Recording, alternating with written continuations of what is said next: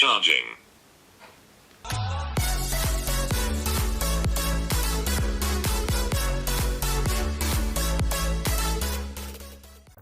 Hello my friends, this is TechRover. In this video I'm just going to be showing you how you can change the charging sound of your iPhone devices. First of all, you just have to go to the App Store of your iPhone and download shortcuts. Once you install this application, go ahead to open in your iPhone device and click on this one and create your personal automation. Just click on that and here you go. Scroll down, you will find a charger. Click on that and you can see in connected or in disconnected. I'm going to choose in connected.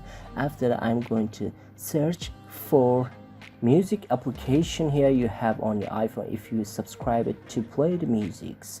So here you go, this is the application I talk about. If you add any music on these playlists, you can directly add that to your charging sound of your iPhone. So I'm not using that application, I'm using Spotify. That's why I just want to test it on speed test. So let me find a speed test from here. I'm just going to click on to open it and I'm going to write here charging, and I just want to plug in my phone to charge. So I write my charging text right there and I just play that, and here you go. I'm going to click on done and untick this one, don't ask, and once we're done just click on OK and exit.